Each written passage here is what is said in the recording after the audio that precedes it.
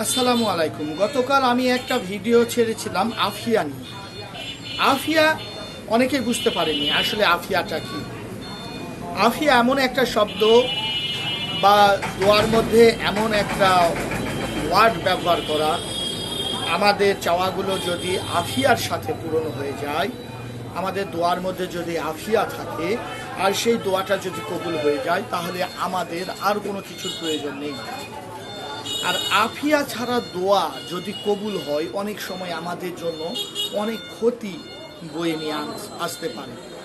এখন বলতে পারেন দোয়া করলাম আর দোয়াটা কবুল হলো, সেই দোয়া থেকে, সেই কবুল দোয়া থেকে আমাদের আবার ক্ষতি কেমন হতে পারে।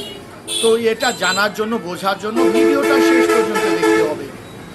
দোয়া কবুলের সময় যদি আপনি আফিয়ার সহিত দোয়া কবুল যদি করতে না পারেন বা আপনার আফিয়ার সহিত যদি দোয়া কবুল না হয়, তাহলে আপনার যে দোয়াগুলো কবুল হয়েছে সেই দোয়াগুলো কিন্তু আপনার জন্য অনেক সময় মৃত্যু ফাঁদ হতে পারে, আপনার ক্ষতির কারণ হয়ে যেতে পারে, আপনার জীবনটাকে আরও দুর্বিষহ করে দিতে পারে। এখন বলতে পারেন কিভাবে সম্ভব? হ্যাঁ, ভিডিওটা শেষ পর্যন্ত দেখেন, তাহলে আমি কিছু ঘটনা বলবো, যেই ঘটনাগুলো শুনলে আপনার মনে হবে আসলে কথা ঠিক। আফিয়ার সহিত আমাদের দোয়া যদি কবুল না হয়, তাহলে আমাদের জীবনটা দুর্বিষহ হয়ে উঠবে। একটা ছোট্ট উদাহরণ দিব। ছোট্ট উদাহরণটা দিলে আপনারা বুঝতে পারবেন আফিয়ার ছাড়া দোয়া কবুল হলে সেই দোয়াগুলো আমাদের জীবনকে কিভাবে দুর্বিষহ করে তুলতে পারে। একটা মহিলার কথা আপনাদেরকে আজকে বলবো। এক মহিলার স্বামী বিদেশ থাকতো, সন্তান নিয়ে মহিলাটি দেশে একাই থাকতেন। তার স্বামী অনেক দিন ধরে তাকে টাকা ঠিক মতো পাঠালেও দেশে আসতে চাইতো না। তখন মহিলাটি আল্লাহর কাছে প্রতিনিয়ত দোয়া করত, আল্লাহ যেভাবে হোক আমার স্বামীকে, যেভাবে হোক আমার স্বামী যেন আসে। এই দোয়াটা তিনি প্রতিনিয়ত করতেই থাকেন।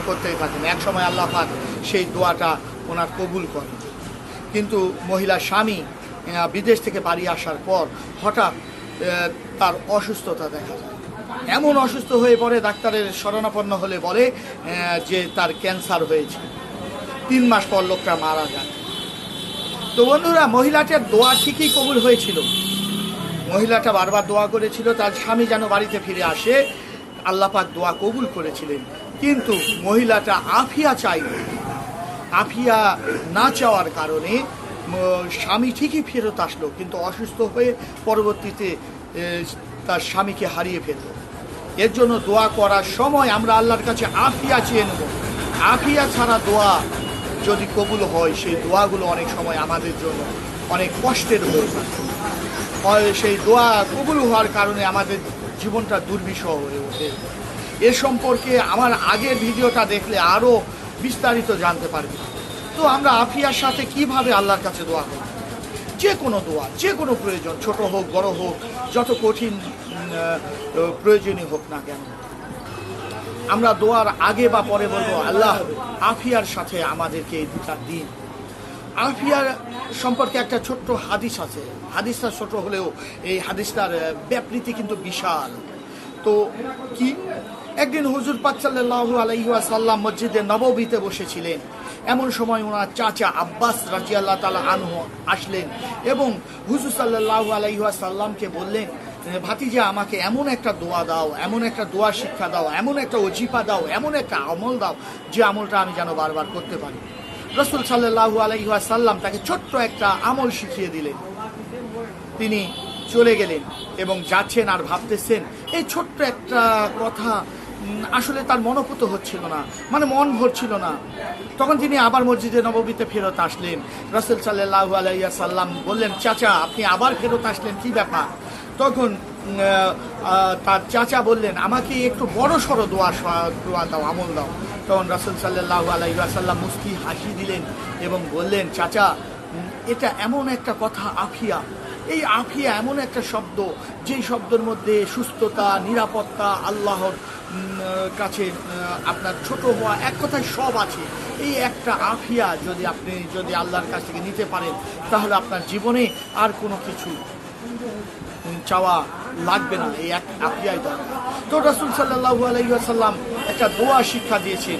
সেই দোয়াটা কি আমি বলতেছি, আল্লাহুম্মা ইন্নী আসআলুকাল আফিয়া, আল্লাহুম্মা ইন্নী আসআলুকাল আফিয়া। এর অর্থ হলো, হে আল্লাহ, আপনি আমাকে আফিয়া দান করুন, আপনি আমাকে আফিয়া দান করুন। আফিয়া মানে নিরাপত্তা, আফিয়া মানে সুস্থতা। আফিয়া এমন একটা শব্দ, যেই দোয়াটা আফিয়া যদি আমার উপর আল্লাহ নাজির করে, আমার জীবনের সকল পেরেশানি দূর হয়ে যাবে, সকল দুর্দশা কেটে যাবে। তাই বন্ধুরা, আমরা দোয়ার সময় দোয়াটা ছোট হোক বড় হোক, আল্লাহর কাছে আফিয়ার মাধ্যমে চাইবো। কিভাবে চাইবো? আল্লাহুম্মা ইন্নী আসআলুকাল আফিয়া, এভাবে চাইতে পারি বা বলতে পারি, হে আল্লাহ, আফিয়ার সহিত আমি যে ধান লাগিয়েছি সেই ধান যেন সুস্থ মতো আমার ঘরে আছে। হে আল্লাহ, আমি তো অভাবগ্রস্ত, আমার উপর আফিয়া দান করুন, আমার অভাবটা যেন দূর হয়ে যায়। আল্লাহ, আমার তো কিছু টাকার প্রয়োজন, আপনি আমাকে আফিয়া দান করুন, আফিয়ার সাথে আমাকে টাকা দিন, আমার রিজিকে বরকত দিন। এভাবে ছোট বড় যে কোনো চাওয়ার সময় আপনি আল্লাহর কাছে আফিয়া চান, দেখবেন জীবনটা কত সহজ হয়ে গিয়েছে। তো ভিডিওর কথাগুলো ভালো লাগলে শেয়ার করে দিবেন। দেখা হবে নতুন কোনো ভিডিওতে, সেই পর্যন্ত ভালো থাকুন, ধন্যবাদ, আসসালাম।